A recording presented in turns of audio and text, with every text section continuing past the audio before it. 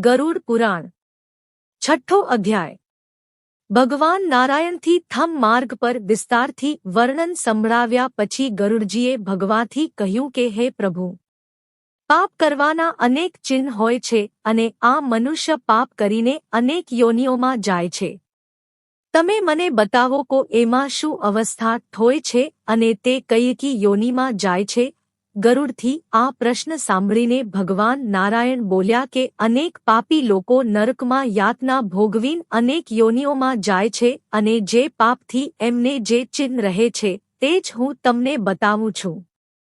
ક્ષય રોગથી પીડિત વ્યક્તિ બ્રાહ્મણન મારવાવાળો કોઢી થાય છે અને એ ચાંડાલની યોનિમાં જન્મ લે છે. જે વ્યક્તિ કોઈના ગર્ભને નષ્ટ કરે છે અને સ્ત્રીને મારે છે તે મ્લેચ્છ જાતિમાં થાય છે. ગુરુ પત્નીની સાથે યૌન સંબંધ સ્થાપિત કરવાવાળા વ્યક્તિ ચર્મ રોગથી પીડિત થાય છે. માંસ ખાવાવાળા લાલ રંગના હોય છે અને જે બ્રાહ્મણ ખાદ્ય અને અખાદ્ય પદાર્થ ખાય છે એમનું પેટ ખૂબ મોટું હોય છે. જે વ્યક્તિ બીજાને ખાવાનું નથી આપતો અને પોતાના માટે જ ખાય છે તે ગલગંડ રોગથી પીડિત થાય છે. સફેદ કોઢનો રોગી તે હોય છે જે અશુદ્ધ અન્નથી શ્રાદ્ધ કરે છે. મિર્ગીના રોગથી પીડિત વ્યક્તિ ગુરુના અપમાનના ફળ સ્વરૂપ આ કષ્ટ પ્રાપ્ત કરે છે. શાસ્ત્ર અને વેદોની નિંદા કરવાવાળા પીળિયા રોગથી ગ્રસ્ત થઈ જાય છે. જે પ્રાણી ખોટી સાક્ષી આપે છે, કોઈના વિવાહમાં વિશ્વ પેદા કરે છે, બે પુસ્તક ચોરે છે તે કાણો અને હોઠ વગરનો કે અંધ થઈ જાય છે. અસત્ય બોલવાવાળા વ્યક્તિ હકલાવાવાળા થઈ જાય છે અને જૂઠ બોલવાવાળા બહેરા. જે વ્યક્તિ રથ ચોરે છે તે નીચ કુળમાં ઉત્પન્ન થાય છે અને જે કોઈને ઝેર આપે છે અથવા કોઈના ઘરમાં આગ લગાવે છે અથવા જે રથ ચોરે છે, સોનાની ચોરી કરે છે તે ઉન્મત્ત રોગી અને નીચ કુળમાં પેદા થાય છે. શાક અને પત્તા ચોરવાવાળા મોરની યોનિમાં જાય છે. આ રીતે અનેક અપકર્મ કરવાવાળા વ્યક્તિ અનેક યોનિમાં અનેક ચિહ્નોની સાથે જન્મ લે છે. હું આના સિવાય અન્ય યોનિઓના વિષયમાં પણ બતાવું છું. જે વ્યક્તિ મધ ચોરે છે અને પાન ફૂલની ચોરી કરે છે, મીઠું ચોરે છે તે ગીધ, કીડી અને વાનરની યોનિ પ્રાપ્ત કરે છે. ઝેર પાન કરીને મરવાવાળા વ્યક્તિ સર્પની યોજનીમાં જન્મ લે છે.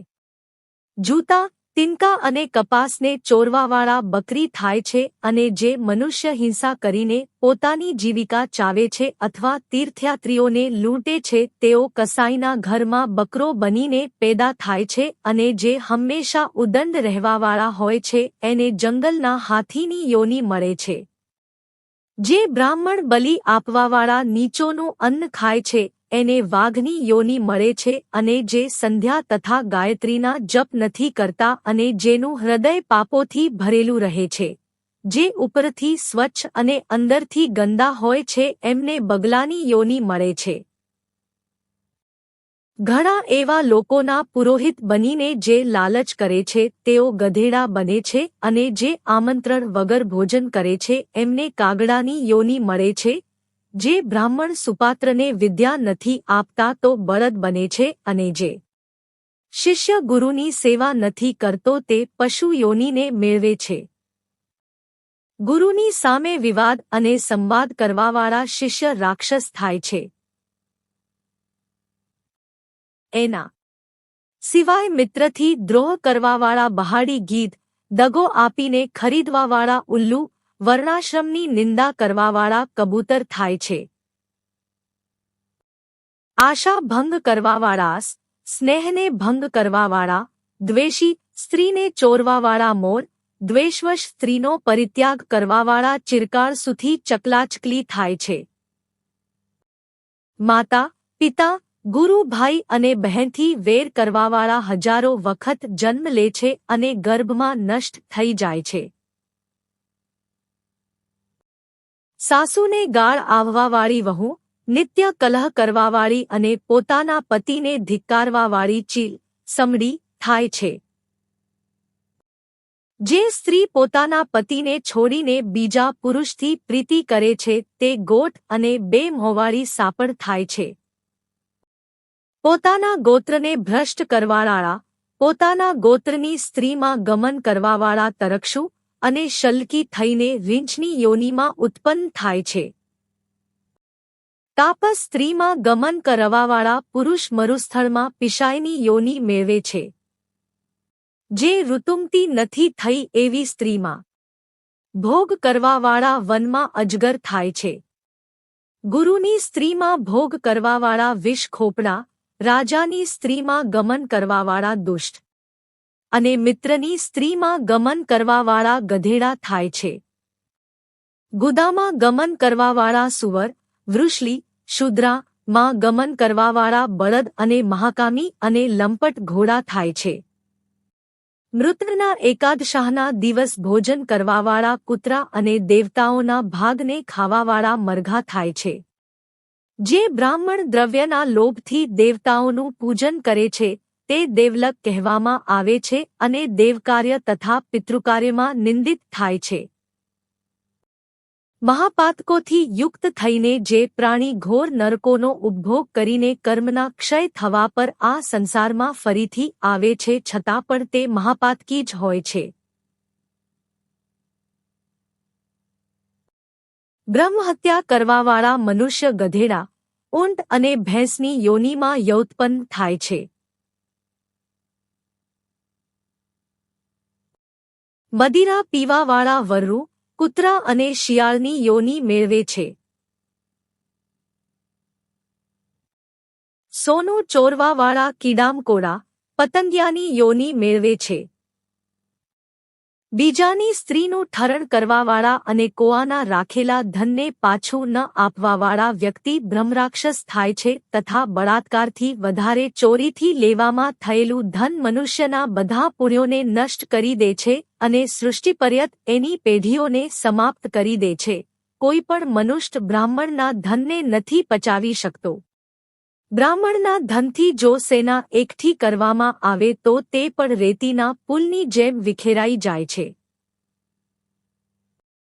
હે એક ગરુડા, બ્રાહ્મણનું અતિક્રમણ કરવાથી દેવતાઓના ધનને કરવાથી કુળ પણ નષ્ટ થઈ જાય છે. જે વ્યક્તિ બ્રાહ્મણને દાન નથી આપતો તે અંધ, દરિદ્ર અને ભિખારી થઈ જાય છે.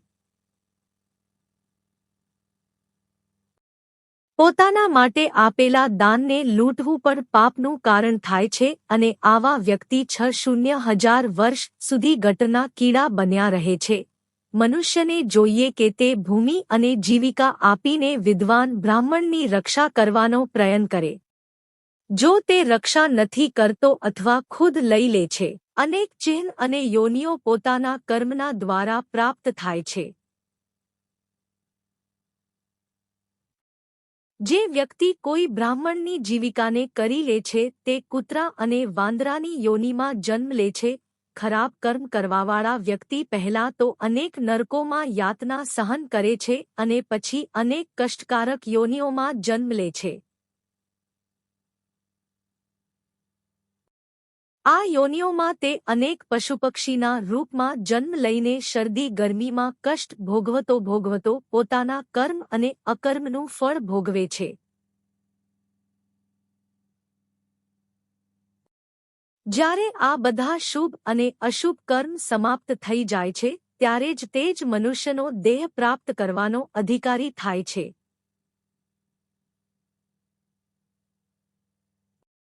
અને પછી સ્ત્રી પુરુષના પ્રસંગથી ગર્ભમાં જીવ બનીને સુખ દુઃખ મેળવે છે. કેમ કે બધા શરીરના ધારણ કરવાવાળાઓનો જન્મ અને વિનાશ થાય છે. મનુષ્ય જીવ માયાથી ગ્રસિત થઈને કર્મ જાળમાં બંધાયેલા મૃત્યુ લોકમાં આવતાજતા રહે છે, પરંતુ આ સ્પષ્ટ છે કે કરેલા શુભ અને અશુભ કર્મોનું ફળ મનુષ્યને અવશ્ય મળે જ છે. પાપો પછી અનેક યોનિઓમાં ઉત્પન્ન ચિહ્નોના વિષયમાં ગયા પછી ગરુડજીએ ભગવાન નારાયણથી પૂછ્યું કે હજુ તમે એ બતાવ્યું કે સ્ત્રી પુરુષના પ્રસંગથી જીવ ગર્ભમાં આવે છે તો હે પ્રભુ તમે એ બતાવો કે તે ગર્ભમાં આવીને માતાના પેટથી કેવી રીતે ઉત્પન્ન થાય છે અને આ અવસ્થામાં જે દુઃખ ભોગવે છે તે કયા પ્રકારનું હોય છે. ગરુડનો પ્રશ્ન સાંભળીને ભગવાન નારાયણ બોલ્યા કે ગર્ભ પ્રસંગમાં અલગ-અલગ દિવસોમાં અલગ-અલગ પ્રકારથી પ્રાણીઓની ઉત્પત્તિ થાય છે. ઋતુની વચ્ચે પાપીઓનો જન્મ થાય છે અર્થાત સ્ત્રીઓના રજોકાળના પ્રારંભિક 3 દિવસમાં ઇન્દ્ર માટે બ્રહ્મહત્યાના પાપને કારણે આ દિવસોમાં પાપીઓની ઉત્પત્તિ થાય છે. સ્ત્રી ઋતુ દર્શન થવાવાળા પહેલા દિવસે ચાંડાલી, બીજા દિવસે બ્રહ્મ હત્યારી અને ત્રીજા દિવસે રજકી થાય છે. આ પાપીઓની માતાઓ હોય છે. પુરુષના માધ્યમથી શરીર પ્રાપ્તિ માટે સ્ત્રીના ઉદરમાં પ્રવેશ થઈને ગર્ભ ધીમે ધીમે વધે છે. તે 1 રાત્રિમાં કરલ, 5 રાત્રિમાં બુદ્બુદ થાય છે, 10 રાત્રિમાં કકંધુ નામનું માંસનું પિંડ થાય છે અથવા બીજી યોનિમાં ઈંડું થાય છે. એની પાછળ 2 મહિનામાં માથું થાય છે અને બાહુ વગેરે અંગોનો વિભાગ થાય છે અને 3 મહિનામાં નખ, રોમ, હાડકાં, ચામડી અને લિંગ વગેરે છેદ થાય છે.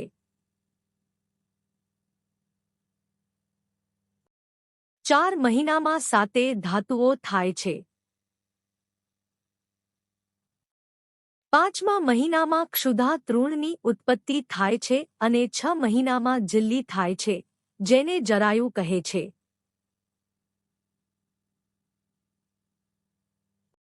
જીવ એમાં લપેટાયેલો જમણી કુખમાં ભ્રમણ કરે છે. આ જરાયુનો રસ, ધાતુ, લોઠી વગેરે માતાથી ખાધેલા અન્ન, પાન વગેરેથી વધે છે. જરાયુથી દુર્ગંધ આવે છે. જે સ્થાથી એની ઉત્પત્તિ થાય છે તે ભિષ્ટામૂત્રના ગર્ત સવૃષ છે. એમાં જ જીવ સૂવે છે. ગર્ભમાં ઉત્પન્ન ભૂખ્યા કીડાઓથી કડવાથી ઉરુક્લેશથી છે. ગર્ભમાં ઉત્પન્ન ભૂખ્યા કીડાઓથી કડવાથી ઉરુક્લેશથી પીડિત થઈને સુકુમાર જરાયુપિંડ મૂછિત થઈ જાય છે. માતાથી ખાધેલા કડવા, તીખા નમકીન, સૂકા અને ખાટા વગેરે પદાર્થથી સ્પર્શ થવા પર અંગોમાં વેદના થાય છે તથા જરાયુ અને આંતરડાના બંધનમાં પડીને જીવ કુખમાં માથું કરીને પીઠ ગ્રીવાને લચીલું બનાવીને પિંજરામાં પક્ષીની તમામ અંગોને ચલાવવામાં અસમર્થ થઈ જાય છે. ત્યાં તે યોગથી 100 જન્મોની વાતો સ્મરણ કરીને દીર્ઘશ્વાસ લઈ લે છે. તેથી સહેજ પણ સુખ નથી મળતું. સંતપ્ત અને ભયભીત જીવ ધાતુ રૂપ 7 બંધનોમાં જકડાયેલો રહે છે તથા હાથ જોડીને દીન વચનોથી આ ઉંદરમાં નાખવાવાળા ભગવાનની સ્તુતિ કરે છે. 7મ મહિનામાં સચેત થઈને પણ જીવ પ્રસૂતિવાયુથી કાંપતો થઈને ભિષ્ટાથી ઉત્પન્ન થઈને સઠોદર કૃમિની સમાન રેંગવા લાગે છે. જીવે કહ્યું શ્રીના પતિ, જગતના આધાર, અશુભના નાશકર્તમાં, શરણાગતના વત્સલ, શ્રી વિષ્ણુ ભગવાનની શરણમાં જાઉં છું. તમારી માયાથી મોહિત થઈને દેહધારીમાં પોતાના શરીર તથા પુત્રસ્ત્રીનું અભિમાન કરીને તમને ભૂલી ગયા. હે નાથા હવે હું સંસારમાં પુનઃ પ્રાપ્ત છું. મેં કુટુંબ માટે શુભ કર્મ કર્યા પરંતુ એ કર્મના ફળથી હું એકલો દગ્ધ થાઉં છું અને તે કુટુંબ ફળ ભોગવીને અલગ થઈ ગયા. જો આ યોનિથી મુક્ત થયો તો તમારા ચરણનું સ્મરણ કરીશ અને એવો ઉપાય કરીશ જેનાથી સંસારથી મુક્ત થઈ જાઉં.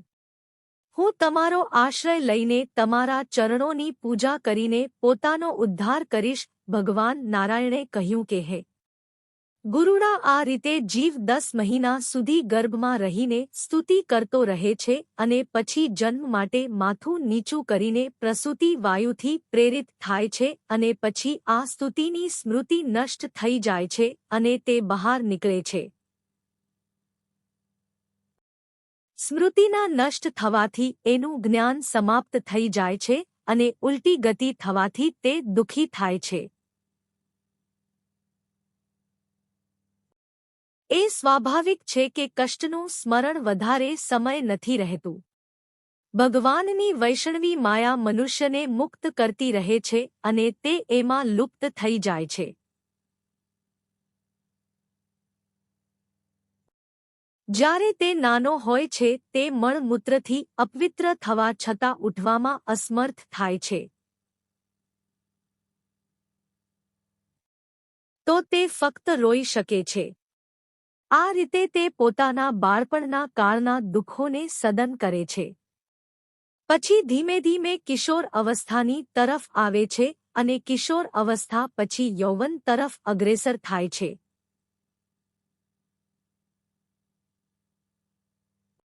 યૌવનમાં પદાર્પણ કર્યા પછી તે અનેક સારા ખરાબ કર્મોમાં લીન થઈ જાય છે.